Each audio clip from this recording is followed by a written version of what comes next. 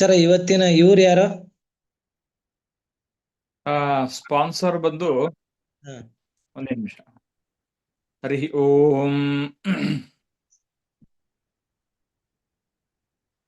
ಆ ವೆಂಕಟ್ ವೇದ ವೆಂಕಟ್ ರಮಣ್ ಅಂತ. ವೇದ ವೆಂಕಟರಮಣ್. ಹರಿ ಓಂ. ವಂದೇ ತುರಂಗವದನಂ ಶಶಿಬಿಂಬ ಸಂಸ್ಥಂ ಚಂದ್ರಾವದಾತಂ ವೃತಾತ್ಮಕರೈಸ್ತಮಂತಾತ್ ಅಂಡಾಂತರಂ ಬಹಿರವಿ. ಒಂದ್ ನಿಮಿಷ ಆಚಾರ್ಯ, ಒಂದೇ ನಿಮಿಷ.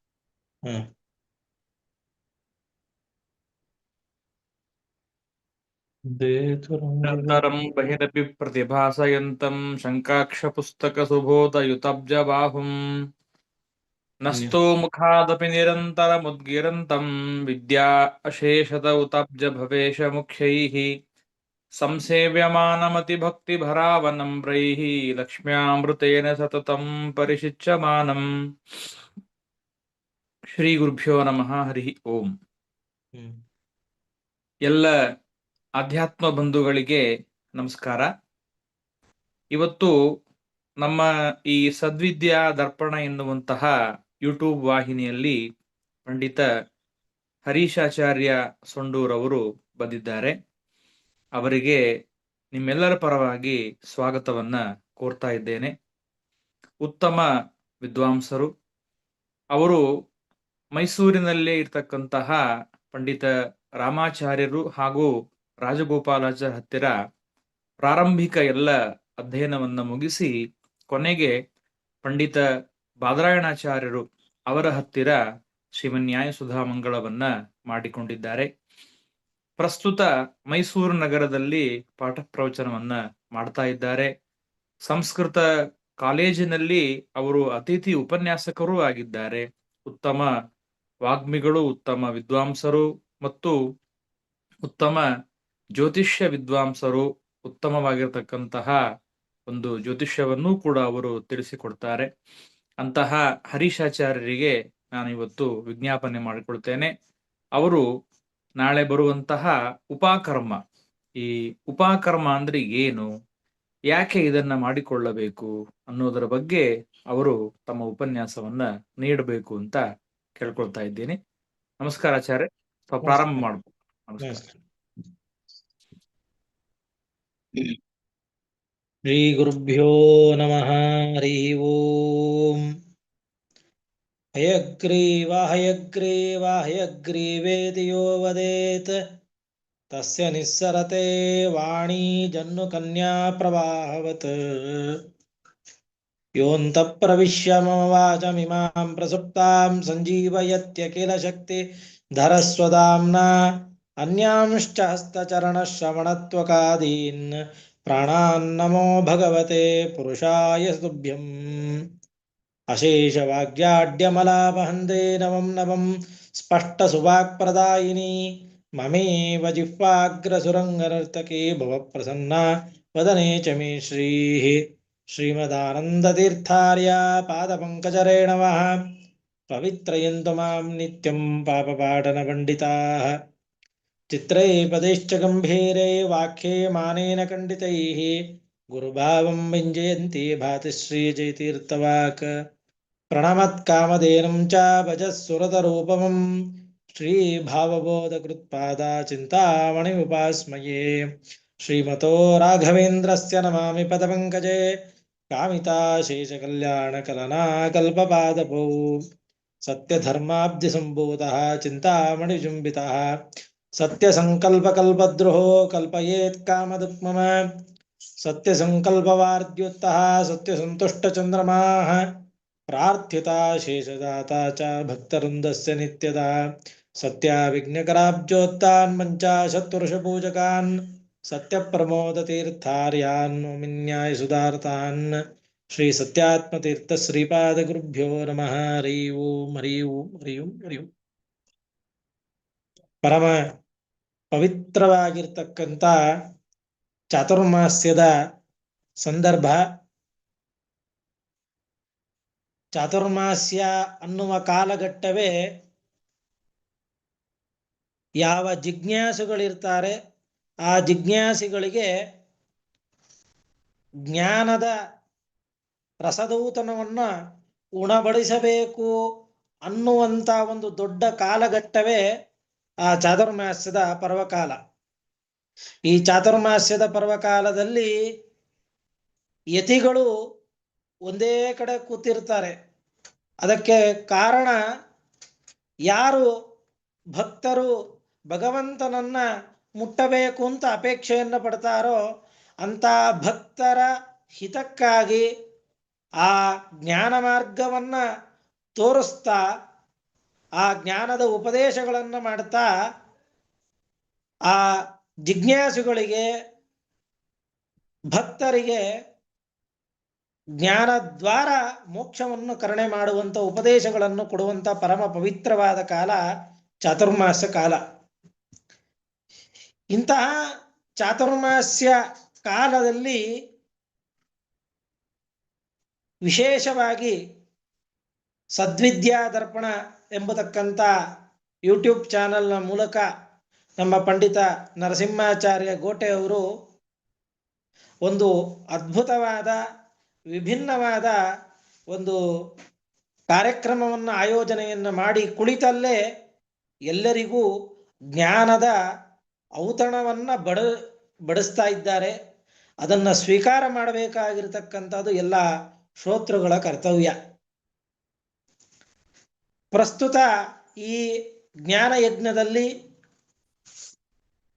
ಭಾಗವತದಲ್ಲಿ ನಾವು ಕೇಳುವಂತೆ ದಾಸಿಯ ಮಗರಾಗಿರ್ತಕ್ಕಂಥ ನಾರದರು ಆ ಯತಿಗಳು ಕೊಟ್ಟ ಜ್ಞಾನದ ಭಿಕ್ಷೆಯನ್ನು ಸ್ವೀಕಾರ ಮಾಡಿದ್ದರ ಫಲವಾಗಿ ನಾದರಂತ ಉತ್ತಮ ಪದವಿಯನ್ನು ಪಡೆಯುವಂಥ ಯೋಗ ಬಂತು ಅಂದರೆ ಚಾತುರ್ಮಾಸಿ ಇಂತಹ ಪರಮ ಪವಿತ್ರವಾದ ಕಾಲ ಅಂತ ಗೊತ್ತಾಗ್ತದೆ.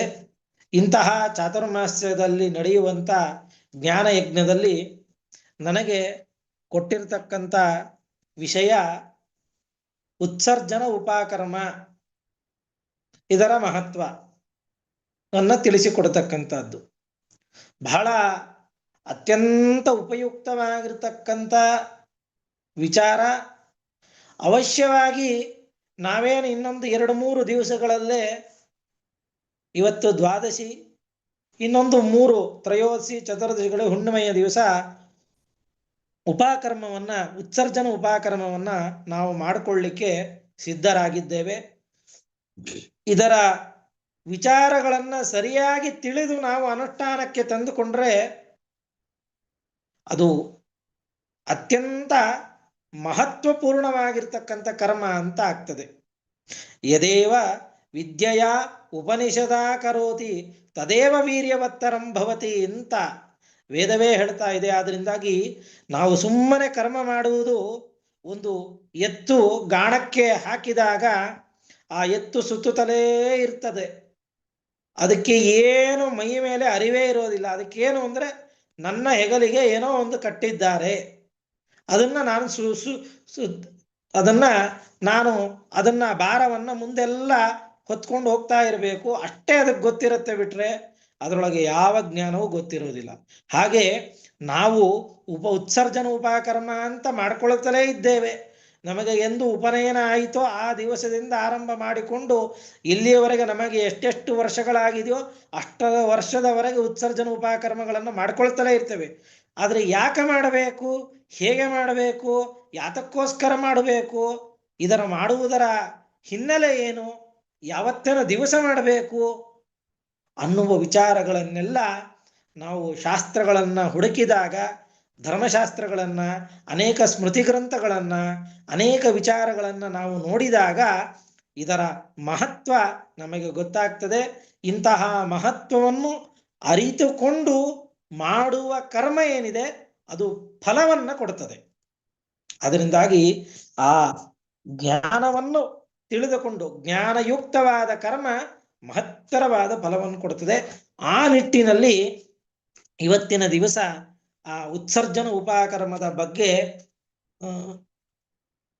ಕೊಟ್ಟ ಸಮಯದಲ್ಲಿ ಎಷ್ಟು ನಮಗೆ ಅವಗಾಹನೆಗೆ ಆಗ್ತದೋ ಅಷ್ಟನ್ನ ತಿಳಿಲಿಕ್ಕೆ ಪ್ರಯತ್ನವನ್ನು ಮಾಡೋಣ. ಉತ್ಸರ್ಜನ ಉಪಕರ್ಮ ಯಾವಾಗ, ಯಾಕೆ, ಹೇಗೆ ಇದರ ಮಹತ್ವ. ಇಷ್ಟು ವಿಚಾರಗಳನ್ನು ನಾವು ತಿಳಿಯಲಿಕ್ಕೆ ಪ್ರಯತ್ನವನ್ನು ಮಾಡೋಣ. ನಮಗೆ ಈ ಶಬ್ದ ಕೆಲವು ಸಲ ಬಾಯಲ್ಲಿ ಬರೋದೇ ಇಲ್ಲ, ಉತ್ಸರ್ಜನ ಉಪಕರ್ಮ ಅಂತ. ಅದು ನಮಗೆ ಬರುವಾಗ ಉಪಕರ್ಮ ಅಂತ ಕೆಲವರಿಗೆ ಬರ್ತದೆ, ಕೆಲವರಿಗೆ ಇದು ಜನವಾರದ ಹಬ್ಬ ಅಂತ ಇಷ್ಟೇ ತಿಳ್ಕೊಂಡಿರ್ತಾರೆ. ಯಾಕೆ ಜನವಾರದ ಹಬ್ಬ ಅಂತ ಅಂದ್ರೆ ಅಲ್ಲಿ ಹೋದಾಗ್ಲೇ ನಮಗೆ ಗೊತ್ತಾಗ್ತದೆ ಆ ಜನವಾರ ಬಿಡಿಸ್ಕೋಬೇಕು, ಆ ಜನವಾರ ಬಿಡಿಸೋ ಅಷ್ಟರೊಳಗೆ ಗಂಟಾಗಿರ್ತದೆ, ಆಚಾರ ಬೇರೆ ಕಡೆ ಹೋಗ್ಬೇಕಾಗಿರ್ತದೆ, ಜನವಾರ ಗಂಟಾಗ್ಬಿಡ್ತದೆ, ಮತ್ತಿನ್ನೊಬ್ಬರು ಪಕ್ಕದವ್ರ ಹತ್ರ ಇಸ್ಕೊಂಡು ಹಾಕೊಳ್ಳುವಂಥ ಪರಿಸ್ಥಿತಿಗಳು ಬಂದ್ಬಿಟ್ಟಿರ್ತದೆ. ಆದ್ರಿಂದ ಇದು ಕೇವಲ ಜನಿವಾರವನ್ನ ವ್ಯತ್ಯಾಸ ಬದಲಿಯನ್ನು ಮಾಡಿಕೊಳ್ಳುವಂತ ಹಬ್ಬ ಅಲ್ಲ ಇದು. ಜನವಾರವನ್ನು ಚೇಂಜ್ ಮಾಡ್ಕೊಳ್ಳೋದು ಹಬ್ಬ ಅಂತಂದ್ರೆ ಅನೇಕ ಮೃತ ಶೌಚ, ಜಾತ ಶೌಚ ಇತ್ಯಾದಿಗಳ ಬಂದಾಗ್ಲೂ ನಾವು ಜನವಾರವನ್ನು ಚೇಂಜ್ ಮಾಡ್ಕೊಳ್ತೇವೆ, ಅದೆಲ್ಲವೂ ಉಪಕರ್ಮ ಅಂತ ಆಗ್ಬಿಡುತ್ತದೆ. ಆಗಿದ್ರಿಂದ ಹಾಗಲ್ಲ, ಈ ಜನಿವಾರ ಚೇಂಜ್ ಮಾಡ್ಕೊಳ್ಳೋದು, ಜನಿವಾರ ಅನ್ನೋದು ದೀಕ್ಷಾ, ನಮಗೆ ದ್ವಿಜತ್ವದ ಚಿಹ್ನೆ ಅದು.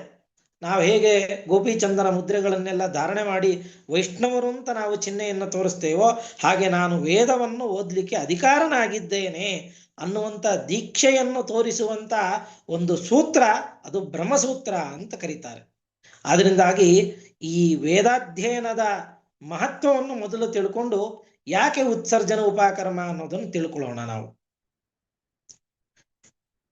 ವೇದ ಪ್ರಹೀಣಿತೋ ಧರ್ಮ ಅಧರ್ಮಸ್ತದ್ ವಿಪರ್ಯಯ ಅಂತ ಭಾಗವತದ ಒಂದು ಮಾತು, ಅನೇಕ ಶಾಸ್ತ್ರಗಳ ಮಾತು. ವೇದ ಇದನ್ನ ಧರ್ಮ, ಇದು ಅಧರ್ಮ, ಇದನ್ನ ಮಾಡಬೇಡ, ಇದನ್ನ ಮಾಡಬೇಕು, ಇದರಿಂದಾಗಿ ನಿನಗೆ ಮುಕ್ತಿ, ಇದನ್ನ ಮಾಡು ಎಂಬುದಾಗಿ ಅನೇಕ ವಿಧಿವಿಧಾನಗಳನ್ನ, ಪುಣ್ಯಪಾಪದ ವಿಚಾರಗಳನ್ನ, ಧರ್ಮ ಅಧರ್ಮದ ವಿಚಾರಗಳನ್ನೆಲ್ಲ ನಮ್ಮ ಮುಂದೆ ತೋರಿಸಿಕೊಡುವಂತ ಒಂದು ಬೃಹತ್ತಾಗಿರ್ತಕ್ಕಂಥ ಸಾಹಿತ್ಯ.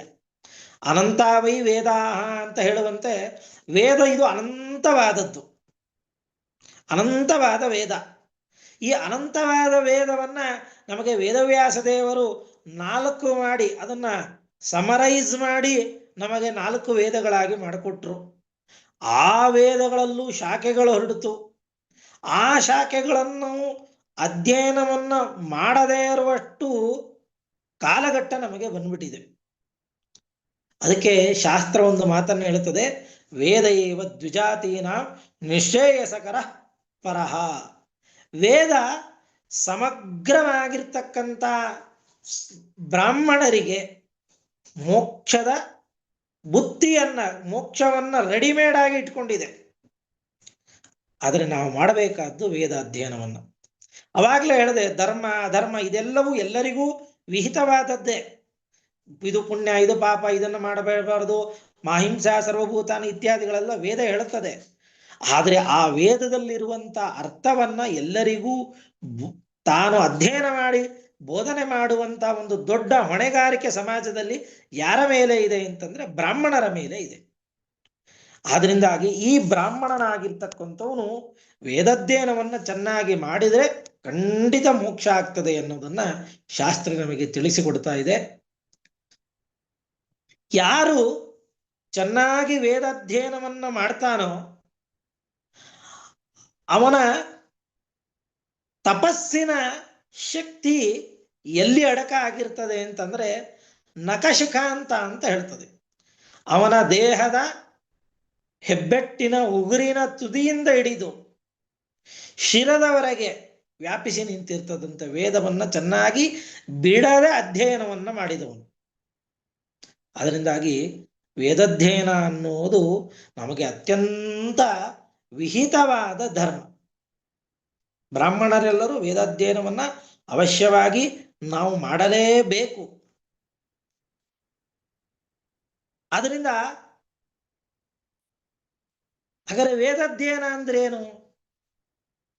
ಪುಸ್ತಕದಲ್ಲಿದ್ದದ್ದನ್ನ ಕೇವಲ ಬಾಯಲ್ಲಿ ಬೈಹರ್ಟ್ ಮಾಡಿ, ಕಂಠಸ್ಥ ಮಾಡಿ ಅದನ್ನ ಯಾರು ಕೇಳ್ತಾರೋ ಅವಾಗ ಹೇಳೋದು ಅಷ್ಟೇ ವೇದಾಧ್ಯಯನ ಅಂತ ಶಾಸ್ತ್ರ ಎಲ್ಲಿಯೂ ಹೇಳಿಲ್ಲ. ನಾವು ಸುಮ್ಮನೆ ಒಂದು ಎಕ್ಸಾಂಪಲ್ ನೋಡೋದಾದ್ರೆ, ನನಗೆ ಇಂಗ್ಲಿಷ್ ಬರುತ್ತೆ ಅಂತ ತೋರಿಸ್ಬೇಕಾಗಿತ್ತು. ಇಂಗ್ಲಿಷ್ ಬರುತ್ತೆ ಅಂತ ನಾನು ಯಾರಿಗಾದ್ರೂ ತೋರಿಸ್ಬೇಕಾದ್ರೆ ಅಲ್ಲಿ ಕೊಟ್ಟಿರ್ತಕ್ಕಂಥ ಒಂದು ಪ್ಯಾರಾಗ್ರಾಫ್ ಅನ್ನ ನಾನು ಇಂಗ್ಲಿಷಲ್ಲಿ ಓದ್ತಾ ಹೋಗ್ಬಿಟ್ಟೆ ಅಂತಂದ್ರೆ ಅದೆಲ್ಲ ಆದ್ಮೇಲೆ ಏನ್ ಅರ್ಥ ಆಯ್ತು ನಿನಗೆ ಅಂತ ಅಲ್ಲಿ ಕೇಳಿದಾಗ ನನಗೆ ಗೊತ್ತಿಲ್ಲ ಅನ್ಬಿಟ್ರೆ ಅವನನ್ನ ಜಾಣ ಅಂತಾರೋ ದಡ್ಡ ಅಂತಾರೋ ನಾವೇ ವಿಚಾರ ಮಾಡ್ಬೇಕು. ಅದರಿಂದ ಕೇವಲ ಅಧ್ಯಯನ ಅಂತಂದ್ರೆ ಆ ವೇದದ ಪಂಕ್ತಿಗಳನ್ನ ಹೇಳ್ತಾ ಹೋಗೋದು ಅಷ್ಟೇ ಅಧ್ಯಯನ ಅಲ್ಲ. ಆದ್ರಿಂದಾಗಿ ಅದಕ್ಕೆ ಶಾಸ್ತ್ರ ಒಂದು ಮಾತನ್ನು ಹೇಳುತ್ತದೆ, ಯೋ ಅಧೀತ್ಯ ವಿಧಿವತ್ ವಿಪ್ರಹ ವೇದಾರ್ಥಂ ನ ವಿಚಾರಯೇತ್. ಯಾವ ಬ್ರಾಹ್ಮಣ ವಿಧಿಕ್ರಮದಲ್ಲಿ ಯಾವ ಕ್ರಮ ಇದೆಯೋ ಆ ಕ್ರಮದಲ್ಲಿ ವೇದವನ್ನು ಅಧ್ಯಯನವನ್ನು ಮಾಡಿ ಅದನ್ನು ವಿಚಾರ ಮಾಡದೆ ಬಿಡ್ತಾನೋ, ಯಾರು ವೇದಾಧ್ಯಯನವನ್ನು ಮಾಡಿ ಅದರ ವಿಚಾರವನ್ನು ಮಾಡದೇ ಇರ್ತಾನೋ ಸಾನ್ವಯ ಶೂದ್ರ ಸಮಃ ಪಾತ್ರತಾಂನ ಪ್ರಪದ್ಯತೆ, ಅವನು ಶೂದ್ರ ಸಮ ಅಂತ ಕರೆದಿದ್ದಾರೆ. ಅರ್ಥಾತ್ ಅವನು ಏನಾಗ್ತಾನೆ ಅಂತಂದ್ರೆ ಕೇವಲ ತನ್ನ ಯಾವುದೋ ಒಂದು ಕಟ್ಟುಪಾಡಿಗೋ ಅಥವಾ ಮೇಲ್ನೋಟಕ್ಕೆ ಅದರ ವೇದದ ಪಂಕ್ತಿಗಳನ್ನು ಓದೋದು ಕಲ್ತಿದ್ದಾನೆ ಅಷ್ಟೇ ಬಿಟ್ರೆ ಅದರ ಅನ್ವಯವನ್ನ ಅದರ ಅರ್ಥಗಳನ್ನ ಸರಿಯಾಗಿ ನಾವು ತಿಳಿಲಿಲ್ಲ ಅಂತಾದ್ರೆ ಪಾತ್ರತಾಂನ ಪ್ರಪದ್ಯತೆ, ಅವನು ಸತ್ಪಾತ್ರ ಅಂತ ಕರೆಸ್ಕೊಳ್ಳೋದೇ ಇಲ್ಲ. ಅವನಿಗೆ ಪಾತ್ರತ್ವವೇ ಇಲ್ಲ, ಅವನು ಬ್ರಾಹ್ಮಣ್ಯವೇ ಅವನಲ್ಲಿ ಇಲ್ಲ ಅಂತಲೇ ಹೇಳಬೇಕಾಗತ್ತೆ. ಅಷ್ಟರ ಮಟ್ಟಿಗೆ ಶಾಸ್ತ್ರ ವೇದಾಧ್ಯಯನದ ಜೊತೆಗೆ ವೇದಾರ್ಥಗಳ ವಿಚಾರವನ್ನು ಅವನಿಗೆ ನಿಯಮೇನ ಅವನಿಗೆ ನಿಗದಿಪಡಿಸಿದೆ. ಅದರಿಂದ ವೇದಾಧ್ಯಯನ ವೇದಾರ್ಥಗಳ ವಿಚಾರ ಎರಡೂ ಬ್ರಾಹ್ಮಣನ ಕರ್ತವ್ಯ. ಇಲ್ಲಿ ಒಂದು ಶಬ್ದವನ್ನ ನಾವು ಈ ಮೇಲೆ ಹೇಳಿದ ಪ್ರಮಾಣದಲ್ಲಿ ಗಮನಿಸಬೇಕು. ಯೋ ಅಧೀತ್ಯ ವಿಧಿವತ್ ಅಂತ ಇದೆ. ಅಧೀತ್ಯ ವಿಧಿವತ್ ಅಂತಂದ್ರೇನು? ವಿಧಿಕ್ರಮದಿಂದಾಗಿ ಅಧ್ಯಯನವನ್ನ ಮಾಡಬೇಕು ಅಂತ. ವೇದವನ್ನ ಅಧ್ಯಯನ ಮಾಡುವಾಗ ಕೆಲವರು ಹೇಳುವಾಗ ಗೀತೆಯಂತೆ ಹೇಳ್ಬಿಡ್ತಾರೆ. ಯಾವುದೋ ಹಾಡು, ಪಾಪ್ ಸಾಂಗೋ, ರಾಕ್ ಸಾಂಗೋ, ಫಿಲಂ ಸಾಂಗೋ, ಅವರಿಗೆ ಮನಸ್ಸಿಗೆ ಬಂದ ಇಚ್ಛೆಗೆ ತಕ್ಕಂತ ವೇದಗಳನ್ನ ತಮಗೆ ಬೇಕಾದ ರೀತಿಯಲ್ಲಿ ರಾಗ ಸಂಯೋಜನೆ ಮಾಡಿ ಹಾಡ್ತಾರೆ. ಇದನ್ನ ನಾವಿವತ್ತು ಎಲ್ಲ ಕಡೆಗೂ ನಾವು ಸಾಹಿತ್ಯವನ್ನು ರಚನೆ ಮಾಡಿಕೊಟ್ಟಿರ್ತಕ್ಕಂಥ ಮಹಾ ಪುರಂದರದಾಸರು, ಶ್ರೀಪಾದರಾಜರು, ಗೋಪಾಲದಾಸರು ಅಂತ ಮಹಾಜ್ಞಾನಿಗಳು ಜೀವನದುದ್ದಕ್ಕೂ ಯಾವ ಪದ್ಯಗಳನ್ನ ಹಿಡಿದುಕೊಂಡು ವೈರಾಗ್ಯ ಮಾರ್ಗದಲ್ಲಿ ಹೋದ್ರೋ ಆ ಹಾಡುಗಳನ್ನ ಇವತ್ತು ತಮಗೆ ಬೇಕಾದ ರೀತಿಯಲ್ಲಿ ರಾಗವನ್ನ ಬದಲಾಯಿಸಿಕೊಂಡು ತಮ್ಮ ಮನಸ್ಸಿಗೆ ಇಚ್ಛೆಗೆ ತಕ್ಕಂತೆ ಎಲ್ಲೆಲ್ಲೋ ಬೇಡಬೇಡದ ಸ್ಥಳಗಳಲ್ಲಿ ಅದರ ಪ್ರಯೋಗಗಳನ್ನ ಮಾಡ್ತಾ ಇದ್ದಾರೆ. ಇದು ಅತ್ಯಂತ ಪಾಪಕರವಾದ ಕೃತ್ಯ. ಒಂದು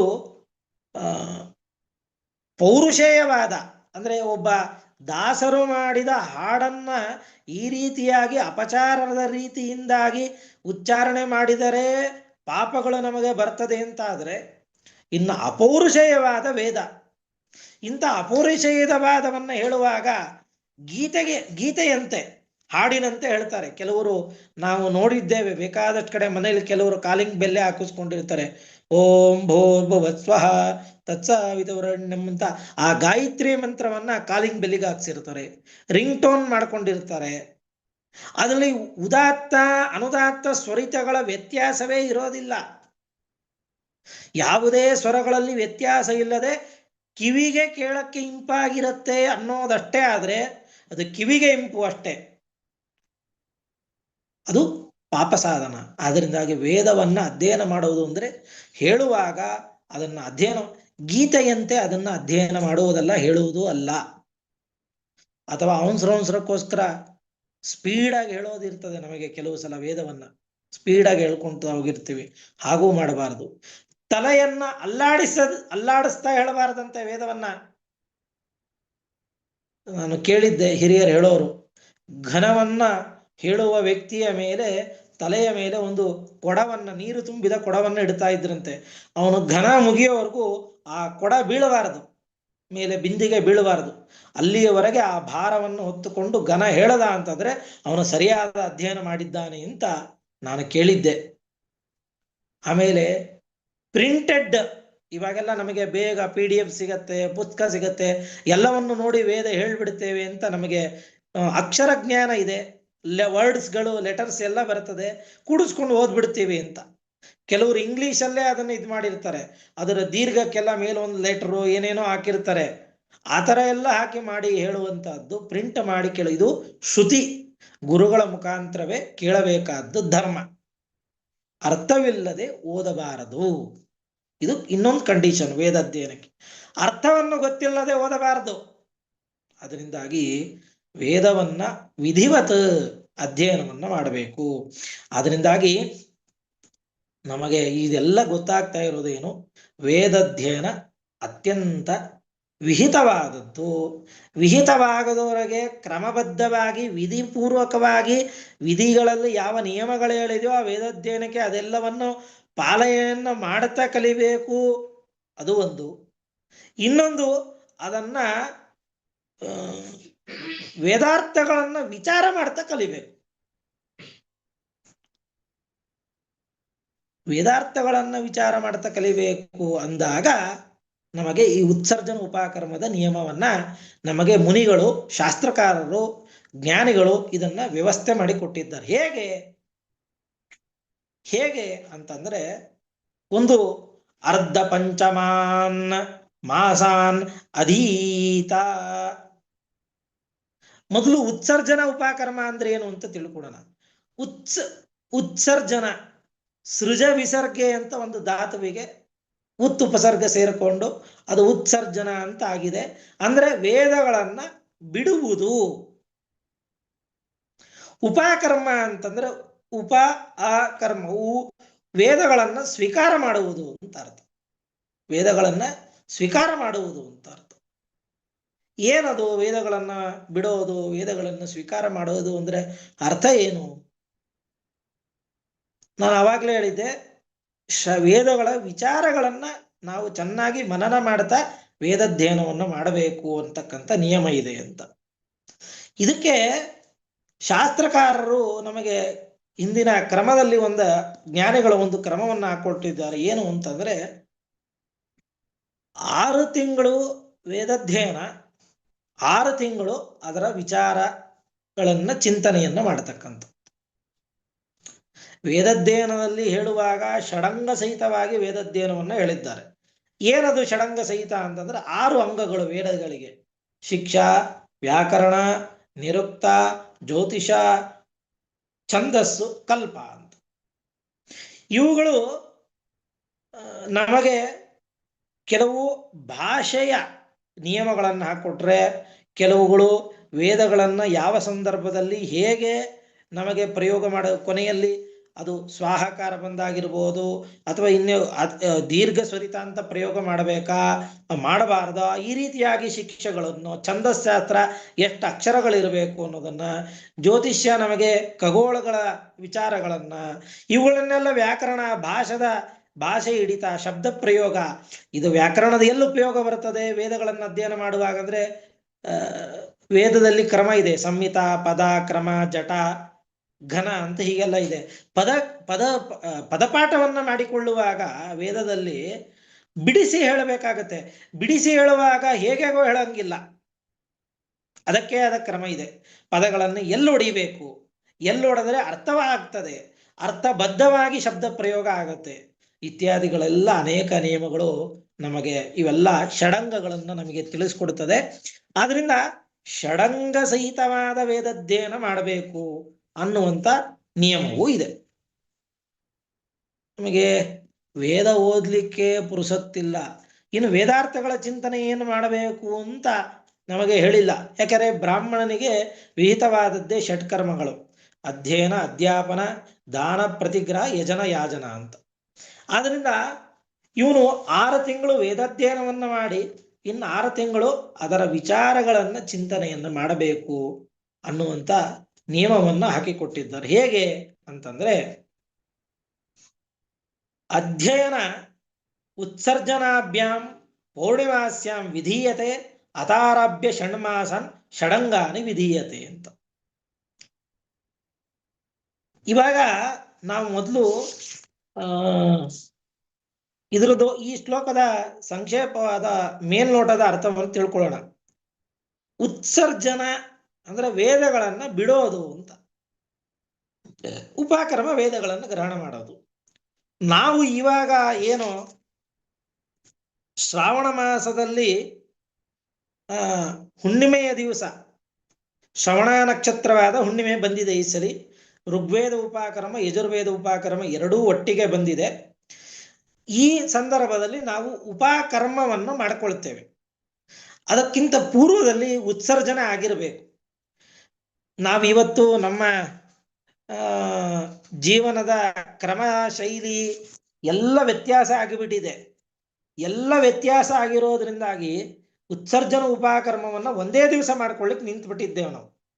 ನಿಜವಾಗ್ಲೂ ನಾಳೆ ಹುಣ್ಣಿಮೆಯ ದಿವಸ ನಾವು ಉಪಕರ್ಮವನ್ನು ಮಾಡಿಕೊಂಡ್ರೆ ವೇದಾಧ್ಯಯನವನ್ನು ಸತತವಾಗಿ 5.5 ತಿಂಗಳು ಶ್ರಾವಣದಲ್ಲಿ ಮಾಡಿಕೊಂಡಾಗ, ಶ್ರಾವಣ ಮಾಸದಲ್ಲಿ ಹುಣ್ಣಿಮೆಯ ದಿವಸ ಉಪಕರ್ಮವನ್ನು ಮಾಡಿಕೊಂಡ್ರೆ ಪುಷ್ಯ ಮಾಸದ ಪ್ರತಿಪತ್ವರೆಗೆ, ಪುಷ್ಯ ಶ್ರಾವಣ ಆಷಾಢ ಭಾದ್ರಪದ ಆಶ್ವೀಜ ಕಾರ್ತೀಕ ಮಾರ್ಗಶಿರ ಪುಷ್ಯ ಪ್ರತಿಪತ್ವರೆಗೆ ನಾವು ಈ ವೇದಾಧ್ಯಯನವನ್ನ ಸತತವಾಗಿ ಮಾಡ್ತಾ ಅವತ್ತಿನ ದಿವಸ ಉತ್ಸರ್ಜನವನ್ನ ಮಾಡ್ಕೊಳ್ಬೇಕು. ಇದು ಶ್ರಾವಣದಲ್ಲಿ ಉಪಕರ್ಮವನ್ನು ಮಾಡಿಕೊಂಡಾಗ. ಭಾದ್ರಪದದಲ್ಲಿ ಉಪಕರ್ಮ ಏನಾದರೂ ಮಾಡಿಕೊಂಡ್ರೆ ಅದು ಯಾಕೆ ಅನ್ನೋದು ಮುಂದೆ ಹೇಳ್ತೀನಿ, ಯಾವಾಗ ಮಾಡ್ಕೊಳ್ಬೇಕು ಅಂತ ವಿಚಾರ ಬಂದಾಗ ಹೇಳ್ತೀನಿ. ಭಾದ್ರಪದದಲ್ಲಿ ಉಪಕರ್ಮವನ್ನು ಮಾಡಿಕೊಂಡ್ರೆ ಮಾಘ ಶುದ್ಧ ಪೌರ್ಣಿಮೆಯ ದಿವಸ ಅದನ್ನು ಉತ್ಸರ್ಜನ ಮಾಡಬೇಕು. ಅಂದ್ರೆ ಇಷ್ಟು ದಿವಸ ವೇದಾಧ್ಯಯನವನ್ನು ಮಾಡಿದ್ದೇನಲ್ಲ ಅದನ್ನ ಋಷಿಗಳ ಮುಖಾಂತರವಾಗಿ ಮುಖ್ಯ ಪ್ರಾಣದೇವರ ಅಂತರ್ಗತನಾಗಿರ್ತಕ್ಕಂಥ ಅಮೃಣೀಪತಿ ವೇದವ್ಯಾಸ ದೇವರಲ್ಲಿ ಸಮರ್ಪಣೆಯನ್ನು ಮಾಡಬೇಕು. ಇದು ಅಲ್ಲಿಂದ ಅವತ್ತಿನಿಂದ ಆರಂಭ ಮಾಡಿಕೊಂಡು ಅವತ್ತು ಉತ್ಸರ್ಜನ, ಅಲ್ಲಿಂದ ಅವತ್ತಿನಿಂದ ಆರಂಭ ಮಾಡಿಕೊಂಡು ಉಪಕರ್ಮವನ್ನ ಇದು ಉತ್ಸರ್ಜನವನ್ನ ಅವತ್ತು ಉತ್ಸರ್ಜನ ಮಾಡಿದ್ರೆ ಇನ್ನ 6 ತಿಂಗಳು ಶ್ರಾವಣ ಮಾಸ ಬರುವವರೆಗೆ ನಾವು ಷಡಂಗಗಳ ಚಿಂತನೆಯನ್ನ ಮಾಡಬೇಕು. ಷಡಂಗಗಳು ಅಂದ್ರೆ ವ್ಯಾಕರಣವನ್ನು ಓದೋದು ಅಥವಾ ಶಿಕ್ಷಾ ಇತ್ಯಾದಿಗಳ ವಿಚಾರಗಳನ್ನು ಗುರುಗಳು ಹೇಳ್ಕೊಟ್ಟ ಕ್ರಮದಲ್ಲಿ ಚಿಂತನೆಯನ್ನ ಅಥವಾ ಮನನವನ್ನ ಮಾಡ್ಕೊಳ್ತಾ ಎಲ್ಲ ಬರಬೇಕು. ಹೀಗೆ 6 ತಿಂಗಳು ವೇದಾಧ್ಯಯನ, 6 ತಿಂಗಳು ಷಡಂಗಗಳ ಅಧ್ಯಯನ, ವೇದಾಂತದ ವಿಚಾರ ಇತ್ಯಾದಿಗಳೆಲ್ಲ ಸೇರ್ಕೊಳ್ತದೆ. ಈಗ ನಮಗೆ ಬರೋ ಸಮಸ್ಯೆ ಏನು ಅಂತಂದ್ರೆ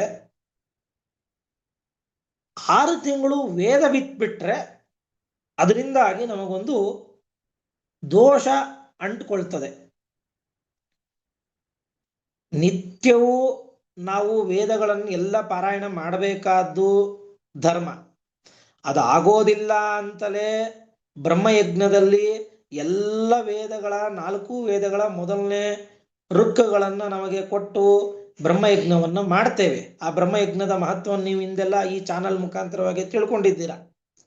ಅಲ್ಲಿ ಹೇಳುವಾಗ ಅಲ್ಲಿ ಎಲ್ಲಗಳನ್ನ ಶಿಕ್ಷಾ ವ್ಯಾಕರಣ ಎಲ್ಲವನ್ನೂ ಇಟ್ಕೊಂಡು ಹೇಳಿ ದೇವ ಋಷಿ ತರ್ಪಣ ಪಿತೃ ತರ್ಪಣವನ್ನು ಕೊಡ್ತೇವೆ.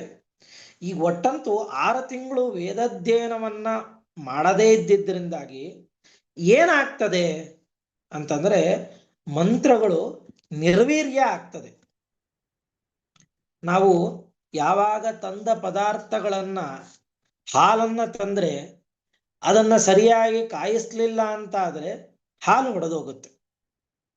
ಹಾಲನ್ನ ಕಾಯಿಸಿದ್ರೆ 1-2 ದಿವಸ ಉಪಯೋಗಿಸ್ಕೊಳ್ಳಿಕ್ಕೆ ನಮಗೆ ಪದೇ ಪದೇ ಕಾಯಿಸಿದಾಗ 2 ದಿವಸ 3 ದಿವಸ ಇರಬೇಕು ಅಂತ ಆದ್ರೆ ಬೆಳಗ್ಗೆ ಕಾಯಿಸ್ಬೇಕು, ಸಂಜೆ ಕಾಯಿಸ್ಬೇಕು, ಮತ್ತೆ ಮಾರನೇ ದಿವಸ ಕಾಯಿಸಿದಾಗ ಹಾಲು ಚೆನ್ನಾಗಿ ಬಾಳಕೆ ಬರ್ತದೆ ನಮ್ಗೆ.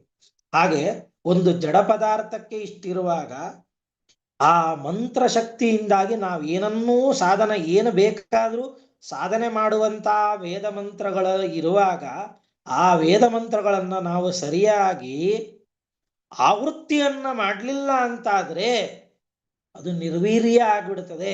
ಅಂದ್ರೆ ತನ್ನ ಶಕ್ತಿಯನ್ನ ಕಳ್ಕೊಳ್ತದೆ. ಅಂದ್ರೆ ಮಂತ್ರಕ್ಕೆ ಶಕ್ತಿ ಹೋಗುತ್ತೆ ಅಂತ ಅಲ್ಲ, ಮಂತ್ರದಲ್ಲಿ ಯಾವಾಗಲೂ ಶಕ್ತಿ ಇರ್ತದೆ. ಆದರೆ ಆ ಮಂತ್ರವನ್ನ ನಾವು ಯಾವಾಗೋ ಒಂದು ಸಲ ಜಪ ಮಾಡಿದಾಗ ಆ ಮಂತ್ರದಲ್ಲಿ ಹೇಳಿದ ಫಲ ಬರದೇ ಹೋಗಬೇಕಾಗುತ್ತದೆ. ಮಂತ್ರದಲ್ಲಿ ಹೇಳಿದ ಫಲ ಬರದೆ ಅದು ನಿಷ್ಪ್ರಯೋಜಕ ಮಂತ್ರ ಅನ್ನುವಂತೆ ನಮಗೆ ಭಾಸವಾಗತ್ತೆ, ತೋರ್ತದೆ. ಇವು ನಾವು ಎಷ್ಟೆಲ್ಲ ಗಾಯತ್ರಿ ಮಂತ್ರವನ್ನು ಜಪ ಮಾಡುತ್ತೇವೆ. ನಾವು ಯಾರಿಗಾದ್ರೂ ಕೈಯಲ್ಲಿ ನೀರನ್ನು ಹಿಡ್ಕೊಂಡು ಗಾಯತ್ರಿ ಮಂತ್ರವನ್ನು ಹೇಳಿ ಶಾಪವನ್ನು ಅಥವಾ ಬೇಡ, ನಾವು ರಾಯರ ಕಥೆಯಲ್ಲಿ ಶ್ರೀಮದಾಚಾರ್ಯರ ಕಥೆಯಲ್ಲೆಲ್ಲ ಕೇಳ್ಕೊಳ್ತೇವೆ. ಅಲ್ಲಿ ಔಷಧಿ ಸೂಕ್ತವನ್ನ ರಾಯರ ಆರಾಧನೆ ಬಂತು, ರಾಯರು ಔಷಧಿ ಸೂಕ್ತವನ್ನ ಹೇಳಿ ನೀರನ್ನ ಪ್ರೋಕ್ಷಣೆ ಮಾಡಿದರೆ ಒಣಗಿದ ಮರ ಚಿಗುರುತು, ಒಣಕೆ ಚಿಗುರುತು. ಆ ರೀತಿ ನಮಗೆ ಮಾಡ್ಲಿಕ್ಕೆ ಆಗ್ತಾ ಇದೆಯಾ? ಕಾರಣ ಆಗ್ತಾ ಇಲ್ಲ. ಯಾಕೆ? ಆ ಮಂತ್ರವನ್ನ ಸರಿಯಾಗಿ ನಾವು ಪದೇ ಪದೇ ಪದೇ ಪದೇ ಆವೃತ್ತಿಯನ್ನ ಮಾಡಿಲ್ಲ. ಒಂದು ಬಾಯಲ್ಲಿ ಹೇಳೋದು, ಮನನವನ್ನು ಮಾಡೋದು. ಆದ್ರಿಂದಾಗಿ ಮಂತ್ರದಲ್ಲಿ ಶಕ್ತಿ ಇದ್ದೇ ಇರ್ತದೆ. ನಾವು ಅದನ್ನ ಸರಿಯಾಗಿ ಪಾಲನೆ ಮಾಡದೇ ಇದ್ದಿದ್ರಿಂದಾಗಿ ಅದು ನಿರ್ವೀರ್ಯ ಅಂತ ಆಗತ್ತೆ. ಅಂದ್ರೆ ಫಲಜನಕ ಅಂತ ಆಗೋದಿಲ್ಲ ಅಂತ ಆಯ್ತು. ಹಾಗಾದ್ರೆ ಒಂದು ಸಣ್ಣ ಕತೆ ಒಂದು ಕಡೆ ಬರ್ತದೆ. ಒಬ್ಬ ದೊಡ್ಡ 4 ವೇದವನ್ನು ಓದಿದ ಅಂತ ಬಹಳ ಅಹಂಕಾರ ಇತ್ತಂತ ವ್ಯಕ್ತಿ ಹೋಗ್ತಾ ಇದ್ದ. ಅಲ್ಲೊಂದು ಗುಡಿಸ್ಲಿಗೆ ಒಂದು ದಾರಿಯಲ್ಲಿ ಹೋಗುವಾಗ ಕಾಡಿನಲ್ಲಿ ಬಹಳ ಬಾಯಾರಿಕೆ ಆಯಿತು. ಬಾಯಾರಿಕೆ ಆದಾಗ ಅಲ್ಲೊಬ್ಬ ಬ್ರಾಹ್ಮಣ ಕೂತಿದ್ನಂತೆ. ಅವನ ಹತ್ರ ಹೋಗಿ ಕೇಳಿದ್ನಂತೆ, ನಂಗೆ ಬಹಳ ಬಾಯಾರಿಕೆ ಆಗ್ತಾ ಇದೆ, ನೀರು ಕೊಡು ಅಂತ. ಆ ಬ್ರಾಹ್ಮಣ ಹೇಳಿದ್ನಂತೆ, ಇಲ್ಲಪ್ಪ ನಂಗೆ ವಯಸ್ಸಾಗಿದೆ, ನಾನು ಸೇದ್ಕೊಡಕ್ಕಾಗಲ್ಲ, ನೀನೇ ಬಾವಿನಲ್ಲಿ ನೀರಿದೆ ಸೇದ್ಕೋ ಅಂತ ಅನ್ನಂತೆ. ಬಾವಿನಲ್ಲಿ ನೀರಿದೆ ಅಂತ ಹೇಳ್ದ ಮುದುಕ. ಇವನು ಹೋಗಿ ಸೇದ್ಬೇಕು ಅಂತ ಕೊಡ ಬಿಡ್ತಾನೆ, ಬಾವಿನಲ್ಲಿ ನೀರೆಲ್ಲ ಖಾಲಿ ಆಗ್ಬಿಡುತ್ತಂತೆ. ಆಶ್ಚರ್ಯ ಆಯ್ತು. ಬಂದು ಕೇಳದ ಮುದುಕನನ್ನ, ಯಾಕೆ ಏನಾಯ್ತು ಅಂತ.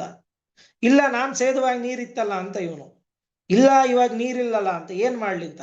ಅದಕ್ಕೆ ಬ್ರಾಹ್ಮಣ ಅಂದಂತೆ, ನೀನ್ ಹೆಂಗಿದ್ರು 4 ವೇದ ಓದಿದೀನಿ ಅಂತ ದುರಹಂಕಾರ ಪಡ್ತಾ ಇದೆಯಲ್ಲ, ನಿನ್ನ ಮಂತ್ರಶಕ್ತಿಯಿಂದ ನೀರು ತುಂಬಿಸು ಅಂತ ಅಂದಂತೆ. ಎಲ್ಲಾ ಸೂಕ್ತ ಹೇಳ್ದ, ಆದ್ರೆ ನೀರು ಬರ್ಲಿಲ್ಲಂತೆ. ಆಗ ಬ್ರಾಹ್ಮಣ ಹತ್ರ ಬಂದು ಆ ಮುದುಕನ ಹತ್ರ ಕ್ಷಮೆಯನ್ನ ಕೇಳದ್ನಂತೆ. ಆಗ ಮುದುಕ ಹೇಳದ್ನಂತೆ, ನೋಡು, ಅಧ್ಯಯನ ಮಾಡುವುದು ದೊಡ್ಡಲ್ಲ, ಆವೃತ್ತಿ ಮಾಡುವುದು ಅದು ನಮ್ಮದು ಹೊಣೆಗಾರಿಕೆ, ಅದು ಒಂದು ಅಂಗ. ಆವೃತ್ತಿಯನ್ನ ಮಾಡ್ತಾ ಇರಬೇಕು, ಮನನವನ್ನ ಮಾಡ್ತಾ ಇರಬೇಕು, ಅವಾಗ ಮಾತ್ರ ಆ ಮಂತ್ರ ಫಲ ಕೊಡ್ತದೆ ಅಂತ ಅವನಿಗೆ ತಿಳುವಳಿಕೆಯನ್ನು ಹೇಳದ್ನಂತೆ.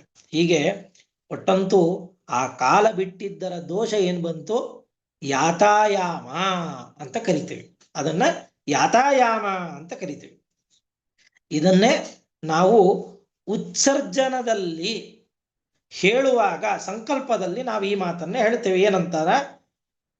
ಉತ್ಸರ್ಜನದಲ್ಲಿ ಅಧ್ಯಾಪ್ಯಾನಾಂ ಅಧೀತಾನಾಂ ಛಂದ ಆದೀನಾಂ ಯಾತಾಯಾಮತ ನಿರಾಸೇನ ಆಪ್ಯಾಯನದ್ವಾರ ನವಕಾಂಡ ಋಷ್ಯಂತರ್ಗತ ಸಪ್ತ ಋಷ್ಯಂತ ಅರುಂಧೀತ ಕಶ್ಯಪಾದ ಸಪ್ತ ಋಷ್ಯಂತರ್ಗತ ಭಾರತೀಯ ಮುಖ್ಯ ಅಮೃಣೀಪದ ವೇದವ್ಯಾಸ ಪ್ರೀತ್ಯರ್ಥಂ ಔಪಕರಣಿ ಅಂತರ್ಹಿತಂ ಉತ್ಸರ್ಜನಾಖ್ಯಂ ಕರ್ಮ ಕರಿಷ್ಯೆ ಅಂತ. ಉಪಕರ್ಮದಲ್ಲಿ ಅಂತರ್ಹಿತವಾಗಿರ್ತಕ್ಕಂಥ ಉತ್ಸರ್ಜನವನ್ನ ಮಾಡ್ತಾ ಇದ್ದೇನೆ. ಯಾಕೆ? ಯಾತಾಯಾಮತ ನಿರಾಸೇನ. ನಾನು ಇಷ್ಟು ದಿವಸ ವೇದಾಧ್ಯಯನವನ್ನು ಬಹಳ ಮಾಡ್ಲಿಕ್ಕಾಗ್ಲಿಲ್ಲ. 6 ತಿಂಗಳು ಅಧ್ಯಯನ ಮಾಡದೆ ಆಮೇಲೆ ಬಿಟ್ಟಿದ್ದೆ, ವೇದಾಂತಗಳನ್ನು ವಿಚಾರ ಮಾಡ್ತಾ ಇದ್ದೆ. ಅದೊಂದು ದೋಷ, ಯಾತಾಯಾಮತ ಅನ್ನೋದು ಒಂದು ದೋಷ.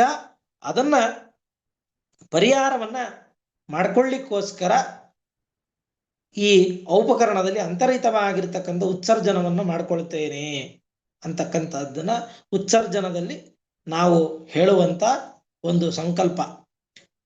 ಇದರ ಬಗ್ಗೆ ನಾವು ಭಾಗವತದಲ್ಲಿ, ಇನ್ನು ಉಪಕರ್ಮದಲ್ಲೂ ಇದೇ ರೀತಿ ಸಂಕಲ್ಪ ಮಾಡ್ತೇವೆ. ಅಧ್ಯೇಶಮಾಣಾನಾಂ ಛಂದಸಾಂ ಸವೀರ್ಯತ್ವಾಯ ಸಿದ್ಧಯೇ ಅಂತ. ನಾನು ಮುಂದೆ ಓದುವಂತ ಯಾವುದೋ ವೇದಾಧ್ಯಯನಗಳಿದೆ ಅದನ್ನ ಛಂದಸಾದಿಗಳನ್ನ ನಾನು ವೀರ್ಯವತ್ತರವಾಗಿ, ಅಂದರೆ ಹೆಚ್ಚು ಫಲಕಾರಿಯಾಗುವಂತೆ ಅಧ್ಯಯನವನ್ನು ಮಾಡ್ಲಿಕ್ಕೋಸ್ಕರ ಈ ವೇದಗಳನ್ನು ಸ್ವೀಕಾರ ಮಾಡ್ತೇನೆ ಅಂತ ಉಪಕರ್ಮದಲ್ಲಿ ಹೇಳುವಂತ ಸಂಕಲ್ಪ. ಯಾತಾಯಾಮತಕ್ಕೆ ಸಂಬಂಧಪಟ್ಟಿದ ಒಂದು ಮಾತನ್ನ ನಾವು ಭಾಗವತದಲ್ಲಿ ಕೇಳುತ್ತೇವೆ. ಅಂಗರಾಜ ಅಂತ ಭಾಗವತ ಚತುರ್ಥ ಸ್ಕಂದದಲ್ಲಿ ಬರುವಂತ ಒಂದು ಕತೆ. ಅಂಗರಾಜ ಅಂತ ಒಬ್ಬ ರಾಜ, ಧ್ರುವ ಚರಿತ್ರೆ ಆದ್ಮೇಲೆ ಬರ್ತದೆ, ಅವನ ವಂಶದಲ್ಲೇ ಬಂದವನು. ಅವನಿಗೆ ಮಕ್ಕಳು ಇರಲಿಲ್ಲ. ಮಕ್ಕಳಿಲ್ಲದೆ ಇದ್ದಾಗ ಒಳ್ಳೆ ಋತ್ವಿಜರನ್ನ ಕರೆಸಿ ಯಜ್ಞವನ್ನ ಮಾಡಿಸಿದಾಗ ಯಜ್ಞಗಳೆಲ್ಲ ಆಯ್ತು. ಆ ಯಜ್ಞದ ಆಹುತಿಗಳನ್ನು ಸ್ವೀಕಾರ ಮಾಡ್ಲಿಕ್ಕೋಸ್ಕರ ದೇವತೆಗಳು ಬರಬೇಕಾಗಿತ್ತು, ಆದ್ರೆ ಬರಲಿಲ್ಲ. ಆಗ ರಾಜ ಎಲ್ಲಿರ್ತಕ್ಕಂಥ ಪುರೋಹಿತರನ್ನೆಲ್ಲ ಕೇಳ್ದ, ಯಾಕೆ ನೀವು ಸರಿಯಾಗಿ ಮಂತ್ರ ಹೇಳಿದ್ರೋ ಇಲ್ವೋ ಅಂತ. ಆಗ ಅಲ್ಲಿರ್ತಕ್ಕಂಥ ಪುರೋಹಿತರು ಒಂದು ಉತ್ತರವನ್ನು ಕೊಡ್ತಾರೆ, ಬಹಳ ಸುಂದರವಾದ ಮಾತು. ರಾಜನ್ ಹವಿಷ್ಯಾನಿ ಅದುಷ್ಟಾನಿ ಶ್ರದ್ಧೆಯ ಅಸಾಧಿತಾನಿತೆ ಛಂದಾಂಸಿ ಅಯಾತಯಾಮಾನಿ ಯೋಜಿತಾನಿ ಧೃತವ್ರತೈಹಿ. ಎಂತ ಮಾತನ್ನು ಹೇಳ್ತಾರೆ ಋಷಿಗಳು ಅಂತಂದ್ರೆ, ರಾಜ ನೀನು ಸಂಪಾದನೆ ಮಾಡಿರ್ತಕ್ಕಂಥ ಹವಿಸ್ಸಿನ ಪದಾರ್ಥಗಳು ಯಾವುದೂ ದುಷ್ಟವಾಗಿಲ್ಲ, ಎಲ್ಲ ಶುದ್ಧವಾದ ಮಾರ್ಗದಲ್ಲೇ ಅದನ್ನು ಸಂಪಾದನೆ ಮಾಡಿದ್ಯಾ. ಶುದ್ಧವಾಗಿ ಅದೆಲ್ಲವೂ ಯಜ್ಞಕ್ಕೆ ಸಿದ್ಧವಾಗಿದೆ, ಅದನ್ನೇ ಆಹುತಿ ಕೊಟ್ಟಿದ್ದೇವೆ. ನೀನು ಸಂಪಾದನೆ ಮಾಡುವ ಮಾರ್ಗವೂ ಬಹಳ ಉತ್ತಮವಾಗಿ ಸಂಪಾದನೆ ಮಾಡಿದ್ಯಾ, ಅದನ್ನು ಚೆನ್ನಾಗಿ ಸಿದ್ಧವೂ ಆಗಿದೆ. ಇದು ರಾಜನಿಗೆ ಸಂಬಂಧಪಟ್ಟ ಜವಾಬ್ದಾರಿ. ಪುರೋಹಿತರು ತಮ್ಮ ಜವಾಬ್ದಾರಿ ಹೇಳ್ಕೊಳ್ತಾರೆ, ಛಂದಾಂಸಿ ಅಯಾತಯಾಮಾನಿ. ಈ ವೇದ ಮಂತ್ರಗಳನ್ನ ಯಾತಾಯಾಮ ದೋಷದಿಂದ ನಾವು ಗುರಿಪಡಿಸಿಲ್ಲ. ವೇದ ಮಂತ್ರಗಳನ್ನ ಕಾಲಕಾಲಕ್ಕೆ ಆ ಮಂತ್ರಗಳನ್ನು ಆವೃತ್ತಿ ಮಾಡಿ ಜಪ ಮಾಡಿ ಚಿಂತನೆ ಮಾಡಿದ್ದೇವೆ. ಯೋಜಿತಾನಿ, ಯಾವ ಮಂತ್ರವನ್ನ ಯಾವ ಸನ್ನಿವೇಶದಲ್ಲಿ ಹೇಗೆ ಯೋಜನೆ ಮಾಡಬೇಕೋ ಆಯಾ ಮಂತ್ರಗಳನ್ನೇ ಯೋಜನೆ ಮಾಡಿ ಹವಿಸ್ಸನ್ನು ಹಾಕಿದ್ದೇವೆ ರಾಜ. ಆದ್ರಿಂದಾಗಿ ನಾವು ಹೇಳಿದ ಮಂತ್ರಗಳಿಗೆ ಯಾತಾಯಾಮ ದೋಷ ಅನ್ನೋದಿಲ್ಲ.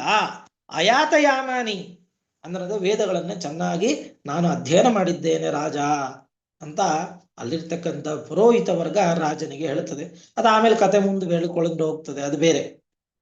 ಒಟ್ಟು ನಾವು ತಿಳ್ಕೋಬೇಕಾಗಿರ್ತಕ್ಕಂಥ ವಿಚಾರ ಏನು ಅಂತಂದ್ರೆ, ಅಲ್ಲಿರ್ತಕ್ಕಂಥ ಋತ್ವಿಜರು ಹೇಳುವ ಮಾತು, ಛಂದಸ್ಸುಗಳನ್ನ ಕಾಲಕಾಲದಲ್ಲಿ ಸರಿಯಾಗಿ ಆವೃತ್ತಿ ಹಾಕಬೇಕು. ಆ ದೋಷ ಬಂದಿದೆ ಅಂತ ಆದ್ರೆ ಆ ದೋಷ ಪರಿಹಾರಕ್ಕೋಸ್ಕರ ಯಾತಾಯಾಮತ ಅನ್ನುವಂಥ ಶಬ್ದವನ್ನ ನಾವು ಅದರೊಳಗೆ ಪ್ರಯೋಗ ಮಾಡ್ಕೊಳ್ತೇವೆ. ಈ ರೀತಿಯಾಗಿ ಉಪಕರ್ಮವನ್ನ ಮಾಡಿಕೊಂಡು ಉತ್ಸರ್ಜನವನ್ನ ಮಾಡಿ ವೇದ ಷಡಂಗಗಳನ್ನು ಅಧ್ಯಯನ ಮಾಡಿ ಆ ಉತ್ಸರ್ಜನದ ಪರಿಹಾರಕ್ಕೋಸ್ಕರ ಈ ರೀತಿ ಉತ್ಸರ್ಜನದಲ್ಲಿ ನಾವೆಲ್ಲ ಸಂಕಲ್ಪಗಳನ್ನ ಮಾಡಿಕೊಂಡು ಹೀಗೆಲ್ಲ ಹೋಗ್ತೇವೆ. ಇದನ್ನ ಯಾವಾಗ ಮಾಡ್ಕೋಬೇಕು ಉಪಕರ್ಮನ ಅನ್ನೋ ಒಂದು ಪ್ರಶ್ನೆ. ಋಗ್ವೇದಿಗಳು, ಯಜುರ್ವೇದಿಗಳು, ಸಾಮವೇದಿಗಳು, ಅಥರ್ವವೇದಿಗಳು 4 ಜನರಿದ್ದೇವೆ. ಋಗ್ವೇದಿಗಳಿಗೆ ಶ್ರಾವಣ ಮಾಸದಲ್ಲಿ ಶ್ರವಣ ನಕ್ಷತ್ರ, ಪಂಚಮಿ, ಹಸ್ತ ಇತ್ಯಾದಿಗಳ ನಕ್ಷತ್ರದಲ್ಲಿ ವಿಹಿತವನ್ನು ಮಾಡಿದ್ದಾರೆ. ಅಥವಾ ಭಾದ್ರಪದ ಮಾಸದಲ್ಲಿ ಪಂಚಮಿ ಅಥವಾ ಹಸ್ತ ನಕ್ಷತ್ರ ದಿವಸ ಉಪಕರ್ಮವನ್ನು ಮಾಡಿಕೊಳ್ಳಿಕ್ಕೂ ಬರ್ತದೆ. ಅಂದ್ರೆ ಕೆಲವು ಸಲ ಏನಾದರೂ ಗ್ರಹಣಾದಿಗಳು ಏನಾದರೂ ಹುಣ್ಣಿಮೆಯ ದಿವಸ ಇದ್ಬಿಟ್ರೆ, ಸಾಮಾನ್ಯ ಹುಣ್ಣಿಮೆಯ ದಿವಸ ಬರೋದೆ, ಚಂದ್ರಗ್ರಹಣ ಬರ್ತದೆ, ರಾತ್ರಿ ಬರ್ತದೆ, ಅದೆಲ್ಲ ಪ್ರಶ್ನೆ ಬೇರೆ. ಅಕಸ್ಮಾತ್ ಏನಾದರೂ ಬೇರೆ ಇತ್ಯಾದಿಗಳೇನಾದ್ರೂ ದೋಷಗ್ರಸ್ತವಾಗಿ ಅವತ್ತಿನ ದಿವಸ ಶುದ್ಧವಾಗಿಲ್ಲ ಅಂತಂದ್ರೆ ಅದಕ್ಕೋಸ್ಕರನೇ, ಅಥವಾ ಯಜಮಾನನಿಗೆ ಅಶೌಚ ಬಂದ್ಬಿಟ್ಟಿತ್ತು, ಯಜಮಾನನಿಗೆ ಆ ಶ್ರಾವಣ ಮಾಸದ ಹುಣ್ಣಿಮೆಯ ದಿವಸ ಉಪಕರ್ಮ ಇದೆ, ಈ ಬಾರಿ ಹುಣ್ಣಿಮೆಯೂ ಇದೆ, ಶ್ರವಣ ನಕ್ಷತ್ರವೂ ಇದೆ. ಶ್ರಾವಣ ಮಾಸದಲ್ಲಿ ಶ್ರವಣ ನಕ್ಷತ್ರ ಇದ್ದ ದಿವಸ ಋಗ್ವೇದಿಗಳು ಉಪಕರ್ಮ ಮಾಡ್ಕೋಬೇಕು. ಅದು ಹುಣ್ಣಿಮೆನಾದ್ರೂ ಬರ್ತದೆ ಅಥವಾ ಹಿಂದಿನ ದಿವಸನಾದ್ರೂ ಬರ್ತದೆ, ಸಾಮಾನ್ಯ ಚತುರ್ದಶಿ ದಿವಸವೂ ಬರ್ತದೆ. ಆದ್ರಿಂದ ಆ ದಿವಸ ಏನಾದ್ರೂ ಅಶೌಚ ಬಂದಿತ್ತು ಯಜಮಾನನಿಗೆ, ಜಾತಾ ಶೌಚವು ಮೃತಾ ಶೌಚವು ಬಂದಿತ್ತು, ಅಥವಾ ಇನ್ನೇನೋ ಅನಿವಾರ್ಯ ಕಾರಣದಿಂದಾಗಿ ಆಗ್ಲಿಲ್ಲ ಅಂತ ಸಂದರ್ಭದಲ್ಲಿ ಭಾದ್ರಪದ ಮಾಸದಲ್ಲಿ ಪಂಚಮಿಯ ದಿವಸ ಹಸ್ತ ನಕ್ಷತ್ರ ಇದ್ದ ದಿವಸವು ಅವನು ಆ ಉಪಕರ್ಮವನ್ನು ಮಾಡಿಕೊಳ್ಳಿಕ್ಕೆ ಶಾಸ್ತ್ರ ಅನುಮತಿಯನ್ನು ಕೊಟ್ಟಿದೆ. ಯಜುರ್ವೇದಿಗಳು ಶ್ರಾವಣ ಮಾಸದ ಪೌರ್ಣಿಮೆ ಎಂದು ಮಾಡಿಕೊಳ್ಬೇಕು. ಶ್ರಾವಣ ಮಾಸದ ತಿಥಿ ಪ್ರಧಾನವಾದದ್ದು ಯಜುರ್ವೇದಿಗಳು, ನಕ್ಷತ್ರ ಪ್ರಧಾನವಾದದ್ದು ಋಗ್ವೇದಿಗಳು. ಇನ್ನ ಶ್ರಾವಣ ಪೌರ್ಣಿಮೆಯಿಂದ ಆಗ್ಲಿಲ್ಲ ಅಂತ ಆದ್ರೆ ಭಾದ್ರಪದ ಶುದ್ಧ ಪೌರ್ಣಿಮೆಯಂದು ಉಪಕರ್ಮವನ್ನು ಯಜುರ್ವೇದದವರು ಮಾಡಿಕೊಳ್ಳಬಹುದು. ಇನ್ನು ಸಾಮವೇದಿಗಳು ಕೆಲವು ನಿಯಮವನ್ನು ಹೇಳಿದ್ದಾರೆ, ಅದು ಕಡಿಮೆ ಅಂತ ಆದ್ರಿಂದಾಗಿ ಅದನ್ನು ಉಲ್ಲೇಖವನ್ನು ಬಿಟ್ಟಿದ್ದೇನೆ. ಇನ್ನ ಇದು ನಾವು ರೆಗ್ಯುಲರ್ ಆಗಿ ಮಾಡ್ಕೊಳ್ಳುವಂತ ಉಪಕರ್ಮ. ನೂತನ ಒಟ್ಟುಗಳು ಯಾವಾಗ ಮಾಡ್ಕೊಳ್ಬೇಕು? ನೂತನ ಒಟ್ಟುಗಳು ಮುಂಜಿಯಾದ ಉಪನಯನತನಾಗಿರ್ತಕ್ಕಂಥ ಮೊದಲನೇ ಉಪಕರ್ಮವನ್ನ ಪಂಚಾಂಗದಲ್ಲಿ ಕೊಟ್ಟಿರ್ತಾರೆ. ನೂತನೈ ಸಹ ಉಪಕರ್ಮ ಅಂತ ಕೊಟ್ಟಿರ್ತಾರೆ. ಈ ಬಾರಿ ಅವತ್ತಿನ ದಿವಸವೇ ನೂತನ ಒಟ್ಟುಗಳಿಗೂ ಉಪಕರ್ಮ ಬಂದಿದೆ. ಕೆಲವು ಸಲ ಗುರು ಶುಕ್ರರು ಅಸ್ತ ಆಗ್ಬಿಟ್ಟಿರ್ತಾರೆ.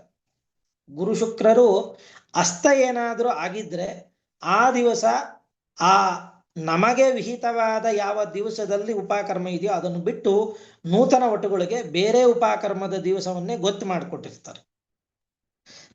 ನೂತನ ಒಟ್ಟುಗಳು ಏನ್ ಮಾಡಬೇಕು?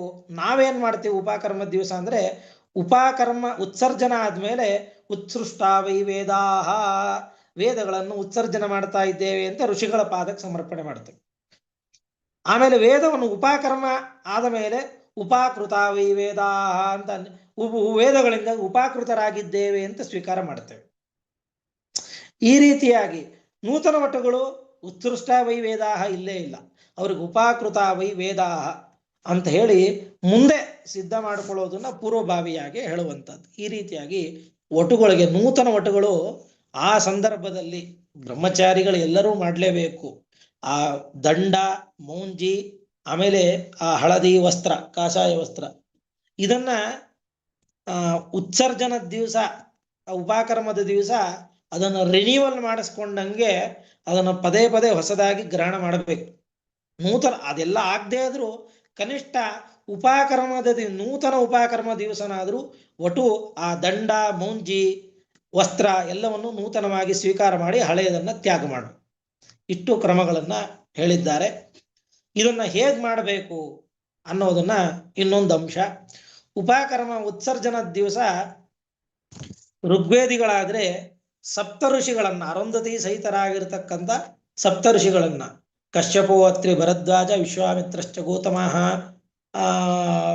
ವಸಿಷ್ಠಸ್ಯ ವಿಶ್ವಾಮಿತ್ರ, ಗೌತಮ, ಅರುಂಧತಿ, ಅರುಂಧತಿ ಸಹಿತರಾಗಿರ್ತಕ್ಕಂಥ ವಸಿಷ್ಠರು, ಹೀಗೆ 7 ಜನ ಋಷಿಗಳನ್ನ ಪೂಜೆಯನ್ನ ಮಾಡಿ ಆ ಋಷಿಗಳ ಅಂತರ್ಗತನಾಗಿರ್ತಕ್ಕಂಥ ವೇದವ್ಯಾಸ ದೇವರು, ಯಾಕಂದ್ರೆ ಸರ್ವೇ ಸುತ ಸತ್ಯವತಿ ಸುತಸ್ಯ ಅಂತ ವ್ಯಾಸೋಚ್ಚಿಷ್ಟಂ ಜಗತ್ಸರ್ವಂ ಎನ್ನುವಂತೆ ವೇದವ್ಯಾಸ ದೇವರು ಕೊಟ್ಟ ಮಾರ್ಗದಲ್ಲಿ ಎಲ್ಲ ಋಷಿಗಳು ತಾವು ಮುಂದುವರಿಸ್ಕೊಂಡು ಬಂದಿದ್ದಾರೆ.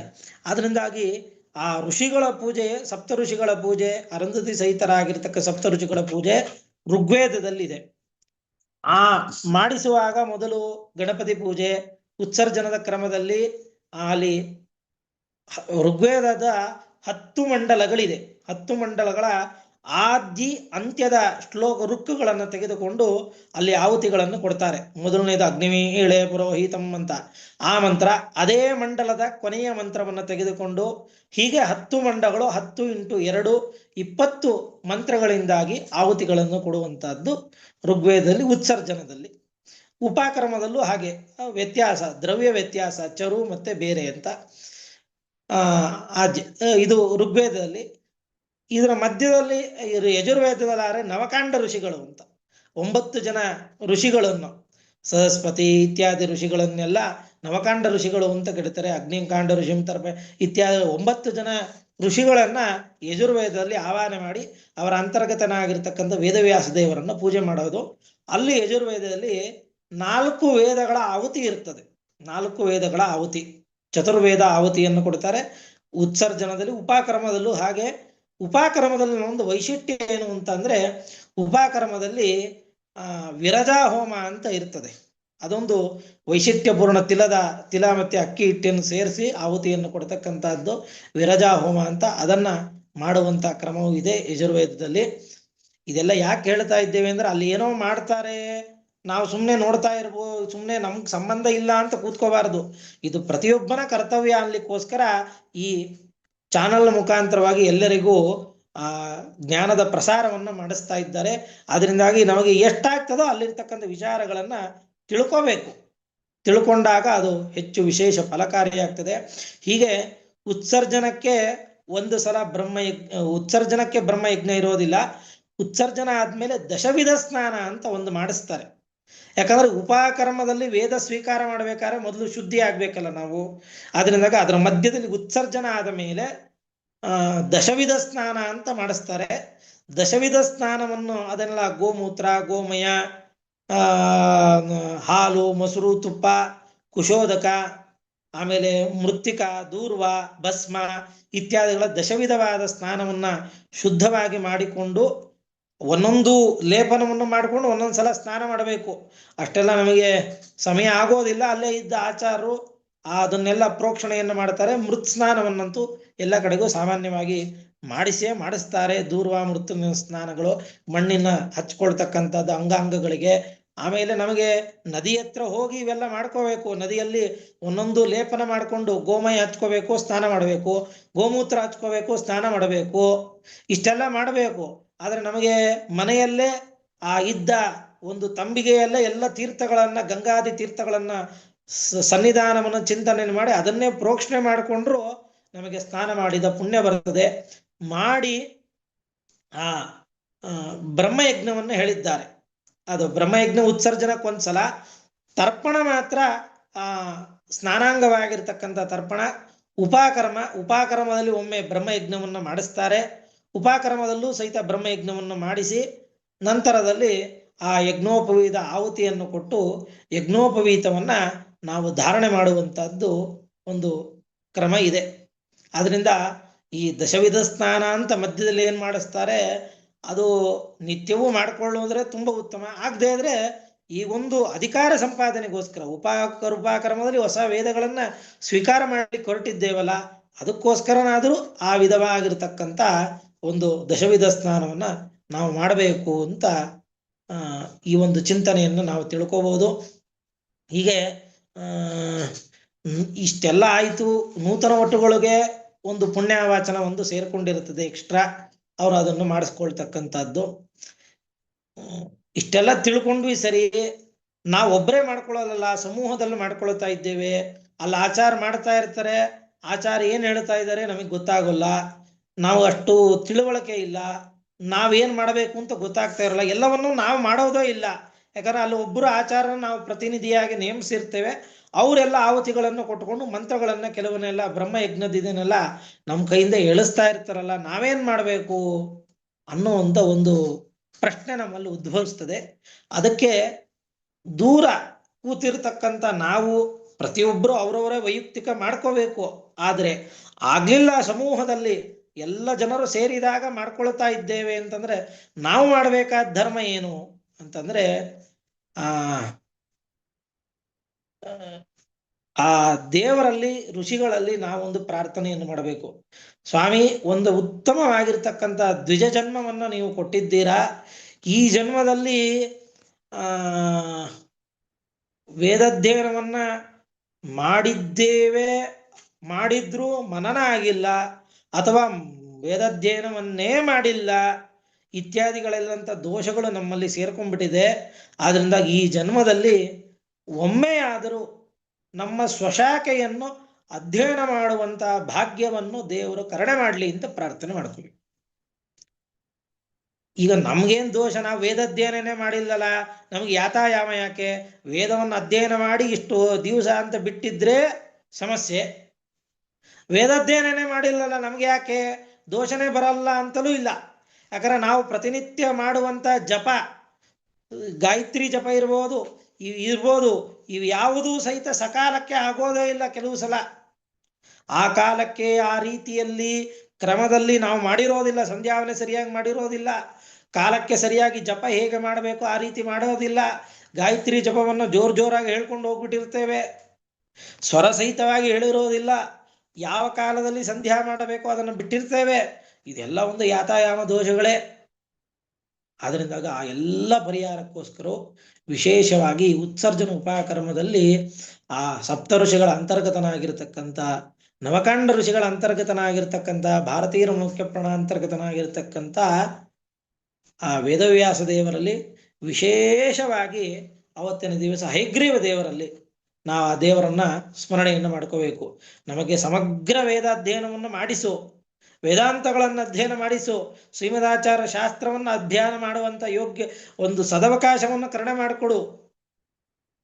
ಅಷ್ಟೆಲ್ಲ ಆಗದೆ ಇದ್ರು ಸ್ವಶಾಖೆಯನ್ನಾದರೂ ಅಧ್ಯಯನ ಮಾಡುವಂತ ನಮ್ಮ ಸೂತ್ರಗಳನ್ನ, ಅಶ್ವಲಾಯನ ಸೂತ್ರವೋ ಆಪಸ್ತಂಭ ಸೂತ್ರವೋ ಯಾವುದಿದೆಯೋ ಅದನ್ನ ಅಧ್ಯಯನ ಮಾಡುವಂತ ಸೌಭಾಗ್ಯವನ್ನು ದೇವರು ನನಗೆ ಕೊಟ್ಟಿದ್ದೀಯಾ. ಬ್ರಾಹ್ಮಣ ಜನ್ಮವನ್ನು ಕೊಟ್ಟಿದ್ದೀಯಾ, ಆದರೆ ಅಧ್ಯಯನ ಮಾಡುವಂತ ಒಂದು ಪ್ರವೃತ್ತಿಯನ್ನು ಕೊಟ್ಟಿಲ್ಲಲ್ಲ, ಅದನ್ನು ಕರುಣೆಯನ್ನು ಮಾಡುವಂತ ದೇವರಲ್ಲಿ ದೂರದಲ್ಲಿ ಕೂತುಕೊಂಡು ಕೇಳಿದ್ರು ದೇವರ ಆಲಗಿಸಿ. ಅದರಿಂದಾಗಿ ತದ್ದೂರೆ ತದ್ದಂತಿಕೆ ಎನ್ನುವಂತೆ ಅವನು ದೂರದಲ್ಲಿದ್ದರೂ ಪರಮಾತ್ಮ ನಾವು ಹೇಳಿರ್ತಕ್ಕಂಥ ವಿಚಾರಗಳನ್ನು ಎಲ್ಲವನ್ನೂ ಅವನಿಗೆ ಸರ್ವತ್ರ ವ್ಯಾಪ್ತನಾಗಿರ್ತಕ್ಕಂಥ ಪರಮಾತ್ಮನನ್ನ ನಾವು ಚಿಂತನೆಯನ್ನು ಮಾಡಿದ್ರೆ ಅದೇ ದೊಡ್ಡ ಪ್ರಯೋಜನ. ಆದ್ರೆ ನಾವು ದೂರ ಕೂತ್ಕೊಂಡು ಏನ್ ಪ್ರಾರ್ಥನೆ ಮಾಡಬೇಕು ದೇವರಲ್ಲಿ? ಧಿಯೋ ಯೋನ ಪ್ರಚೋದಯ ಅಂತ ದೇವರಲ್ಲಿ ಪ್ರಾರ್ಥನೆಯನ್ನು ಮಾಡಬೇಕು.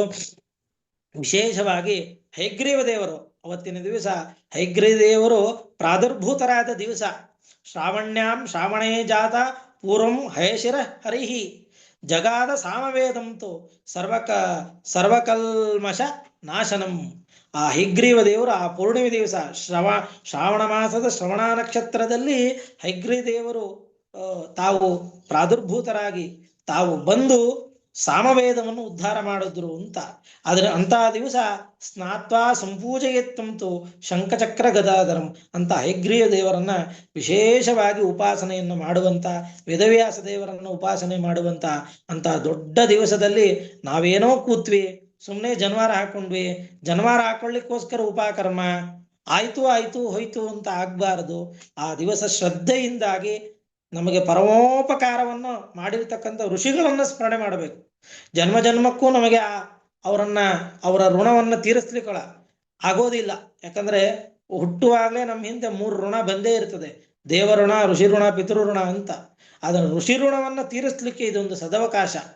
ಅದರ ಋಷಿಗಳಿಗೋಸ್ಕರ ತರ್ಪಣ ಇತ್ಯಾದಿಗಳನ್ನು ದಿನವೂ ಕೊಡಬೇಕು. ಕನಿಷ್ಠ ಇವತ್ತಾದರೂ ಕೊಟ್ಟು ಆ ಋಷಿಗಳಿಂದ ಕೊಟ್ಟಿರ್ತಕ್ಕಂಥ ಜ್ಞಾನದ ಪರಂಪರೆ, ಅವರು ಅದ್ಭುತವಾಗಿ ಆ ಪರಂಪರೆಯನ್ನ ಹಾಕಿಕೊಟ್ಟಿದ್ರಿಂದ ಇವತ್ತಿಗೂ ನಾವೆಲ್ಲ ಒಂದಿಷ್ಟು ಗಾಯತ್ರಿ ಜಪವನ್ನು ಮಾಡುವಂತ ದೇವರ ಸುಯೋಗವನ್ನು ಕೊಟ್ಟಿದ್ದಾನೆ. ಅವರು ನಮ್ಮಂತೆ ತಟಸ್ಥರಾಗಿದ್ರೆ ಏನಾಗ್ತಾ ಇತ್ತು ಯೋಚನೆ ಮಾಡ್ರಿ. ಅದರಿಂದಂತಹ ಋಷಿಗಳಿಗೆ ವಿಶೇಷವಾಗಿ ಪ್ರಾರ್ಥನೆ ಮಾಡಿ ಅದರ ಅಂತರ್ಗತನಾಗಿರ್ತಕ್ಕಂಥ ಪರಮಾತ್ಮನಲ್ಲಿ ಧಿಯೋ ಯೋನ ಪ್ರಚೋದಯ ಅಂತ ದೇವರನ್ನು ಕೇಳುವಂತ ಒಂದು ಸುದಿನವೇ ಉತ್ಸರ್ಜನ ಉಪಕರ್ಮ ಅಂತ. ಅದರಿಂದ ಇಂತಹ ಉತ್ಸರ್ಜನ ಉಪಕರ್ಮವನ್ನ ಅವತ್ತಿನ ದಿವಸ ಅನುಸಂಧಾನ ಪೂರ್ವಕವಾಗಿ ಮಾಡಿಕೊಂಡಿದ್ದೇ ಆದರೆ ಅದು ಮಹತ್ತರವಾಗಿರ್ತಕ್ಕಂಥ ಫಲವನ್ನ, ನಮಗೆ ಒಳ್ಳೆ ಅಧ್ಯಯನ ಮಾಡುವಂತ ವಾಕ್ಪಟುತ್ವವನ್ನ, ಬುದ್ಧಿಶಕ್ತಿಯನ್ನ ದೇವರು ಕರುಣೆ ಮಾಡುತ್ತಾನೆ ಅನ್ನೋದ್ರೊಳಗೆ ಸಂಶಯ ಇಲ್ಲ. ಅದರಿಂದಾಗಿ ಇಂತಹ ವಿಶೇಷವಾಗಿರ್ತಕ್ಕಂಥ ಜ್ಞಾನ ಪ್ರವಚನದ ಮಾಲಿಕೆಯಲ್ಲಿ ನಮ್ಮ ಪಂಡಿತರಾಗಿರ್ತಕ್ಕಂಥ ಗೋಟೆ ನರಸಿಂಹಾಚಾರ್ಯರು, ನಾನು ಆವಾಗಲೇ ಪ್ರಾರಂಭದಲ್ಲಿ ಹೇಳಿದ್ರೆ ಅವ್ರದ್ದು ಎಲ್ಲ ಬಹಳ ಅದ್ಭುತವಾಗಿರ್ತಕ್ಕಂಥ ಕೌಶಲ್ಯ ಅವ್ರದ್ದು. ಏನಂದ್ರೆ ಕಾರ್ಯಕ್ರಮಗಳನ್ನು ಆಯೋಜನೆ ಮಾಡಿದ್ರೆ ಅದನ್ನ ಇನ್ನೊಬ್ರು ಅದನ್ನ ಅನುಕರಣೆ ಮಾಡುವಂತೆ ಕಾರ್ಯಕ್ರಮಗಳನ್ನು ಆಯೋಜನೆ ಮಾಡ್ತಾರೆ. ಅಷ್ಟು ಬಹಳ ಸುಂದರವಾದ ರೀತಿಯಲ್ಲಿ ನಮಗೆ ಈ ಐಡಿಯಾನೇ ಇರಲಿಲ್ಲ. ವೇದ ಪಾರಾಯಣವನ್ನು ಮಾಡಿಸ್ತಾ ಅನೇಕ ಶಾಸ್ತ್ರದ ವಿಚಾರಗಳನ್ನು ಎಲ್ಲ ಕಡೆಗೂ ಈ ಚಾನಲ್ ಮುಖಾಂತರವಾಗಿ ತಿಳಿಸ್ತಾ, ಅವರು ಅನೇಕ ಉಪನ್ಯಾಸಗಳನ್ನ ಹಿಂದೆ ಎಲ್ಲ ಆ ಚಾನಲ್ ಮುಖಾಂತರವಾಗಿ ಮಾಡಿದ್ದಾರೆ. ಅನೇಕ ಜನ ನೀವೆಲ್ಲರೂ ಸದುಪಯೋಗವನ್ನು ತೆಗೆದುಕೊಂಡಿದ್ದೀರಾ. ಈ ಬಾರಿಯೂ ಸಹಿತ ಅದರ ಉಪಯೋಗವನ್ನು ತೆಗೆದುಕೊಳ್ತಾ ಇದ್ದೀರಾ. ಮಹಾಸ್ವಾಮಿಗಳು ಪ್ರತಿಷ್ಠಾಪನೆ ಮಾಡಿರ್ತಕ್ಕಂಥ ಹಯಗ್ರೀವ ದೇವರ ಒಂದು ಪ್ರತಿಷ್ಠಾಪನೆಯನ್ನ ಈಗ ಒಂದು 6 ತಿಂಗಳಾಗಿದೆ, ಅದನ್ನು ಮಾಡಿಸಿ ಅಲ್ಲಿಯ ಜವಾಬ್ದಾರಿಗಳನ್ನು ಹೊತ್ತುತ್ತಾ ಮಠದ ಬೆಳವಣಿಗೆ, ಆ ಮಠ ಅಂತಂದ್ರೆ ಅದು ಜ್ಞಾನದ ಅಭಿವೃದ್ಧಿ ಆಗಬೇಕು, ಅದೇ ನಿಜವಾದ ಮಠ, ಜ್ಞಾನ ಕಾರ್ಯಗಳಾಗಬೇಕು. ಅಂತಹ ಜ್ಞಾನ ಕಾರ್ಯವನ್ನು ಮಾಡಿಸ್ತಾ ಇರತಕ್ಕಂಥ ನಮ್ಮ ಪಂಡಿತರಾಗಿರ್ತಕ್ಕಂಥ ನರಸಿಂಹಾಚಾರ್ಯರಿಗೂ ನನ್ನ ನಮಸ್ಕಾರಗಳನ್ನು ತಿಳಿಸ್ತಾ, ಈ ಒಂದು ಕಾರ್ಯಕ್ರಮದ ಆಯೋಜನೆಗೆ ವಿಶೇಷವಾಗಿ ಪ್ರೋತ್ಸಾಹವಾಗಿರ್ತಕ್ಕಂಥ ಇವತ್ತಿನ ದಿವಸ ವೇದ ವೆಂಕಟರಮಣ ಎನ್ನತಕ್ಕಂಥವರು, ದೇವರು ಅವರ ಕುಟುಂಬಕ್ಕೂ ಸಹಿತ ದೇವರು ದೀರ್ಘವಾಗಿರ್ತಕ್ಕಂಥ ಆರೋಗ್ಯ, ಆಯುಷ್ಯ, ಜ್ಞಾನಭಕ್ತಿ ವೈರಾಗ್ಯಗಳನ್ನು ಕೊಡ್ಲಿ, ಉತ್ತರೋತ್ತರ ಅಭಿವೃದ್ಧಿ ಆಗ್ಲಿ ಅಂತ ಆ ಪರಮಾತ್ಮನಲ್ಲಿ ಪ್ರಾರ್ಥನೆಯನ್ನು ಮಾಡುತ್ತೇನೆ. ಹರೇ ನಮಃ. ಶ್ರೀಕೃಷ್ಣ ಅರ್ಪಣಮಸ್ತು. ನಮಸ್ಕಾರ ಆಚಾರ್ಯ. ನಮಸ್ಕಾರ. ಬಹಳ ಧನ್ಯವಾದಗಳು. ತುಂಬಾ ತುಂಬಾ ಸುಂದರವಾಗಿ ಎಲ್ಲ ವಿಷಯಗಳ ಒಂದು ಪೂರ್ಣವಾದ ಮಾಹಿತಿಯನ್ನು ಕೊಟ್ಟಿದ್ದೀರಿ. ಮೊದಲನೇದಾಗಿ ಇವತ್ತು ವೇದೋಚ್ಚಾರಣೆ ಎಷ್ಟು ನೀಚ ಮಟ್ಟಕ್ಕೆ ಹೋಗಿದೆ, ಆ ವೇದೋಚ್ಚಾರಣೆಯನ್ನ ಜನ ಎಲ್ಲ ಯಾವ ರೀತಿಯಾಗಿ ಮಾಡ್ತಾ ಇದ್ದಾರೆ, ಎಷ್ಟು ಶುದ್ಧವಾದ ರೀತಿಯಿಂದ ಮಾಡಬೇಕು ಅನ್ನೋದನ್ನ ಪ್ರಾರಂಭ ಮಾಡಿ, ಉತ್ಸರ್ಜನ ಅಂದ್ರೆ ಏನು, ಉಪಕರ್ಮ ಅಂದ್ರೆ ಏನು, ಅದು ಯಾವಾಗ ಮಾಡ್ಕೋಬೇಕು, ಮತ್ತು ಎಷ್ಟೆಷ್ಟು ಆ ಋಗ್ವೇದದಲ್ಲಿ ಋಷಿಗಳಿದ್ದಾರೆ, ಮಂತ್ರಗಳೇನು, ಎಲ್ಲ ತುಂಬಾ ಸುಂದರವಾಗಿ ವಿವರಣೆಯನ್ನು ಕೊಟ್ಟಿದ್ದೀರಿ. ನೂತನ ಉಪಕರ್ಮ ಯಾವಾಗ ಮಾಡ್ಕೋಬೇಕು, ಯಾರು ಮಾಡ್ಕೋಬೇಕು, ಬಹಳ ಒಳ್ಳೆ ಉತ್ತಮವಾದ ಇನ್ಫಾರ್ಮೇಶನ್ ಅನ್ನು ತಾವು ಕೊಟ್ಟಿದ್ದೀರಿ. ಬಹಳ ಸಂತೋಷ. ತಮಗೆ ತುಂಬಾ ಅನೇಕ ಧನ್ಯವಾದ ಪೂರ್ವಕವಾಗಿ ನಮಸ್ಕಾರ ತಿಳಿಸ್ತಾ ಇದ್ದೇನೆ. ಇದೇ ರೀತಿಯಾಗಿ ಮತ್ತೆ ಮತ್ತೆ ನೀವು ನಮ್ಮ ಈ ಚಾನಲ್ಗೆ ಬಂದು ನಿಮ್ಮ ಒಂದು ಉಪನ್ಯಾಸವನ್ನ ಕೊಡಬೇಕು ಅಂತ ವಿಜ್ಞಾಪನೆಯನ್ನು ಮಾಡಿಕೊಳ್ತೇನೆ. ಇವತ್ತು ತಾವು ಹೇಳಿದ ಹಾಗೆ ಆ ವೇದ ವೆಂಕಟರಮಣ, ಅದು ಆ ಸಣ್ಣ ಒಂದು ಉತ್ತಮವಾಗಿರತಕ್ಕಂತಹ ಭಕ್ತ. ಅವರು ಈಗ ಹಾಂಗ್ಕಾಂಗ್ ನಲ್ಲಿ ಇರ್ತಾರೆ.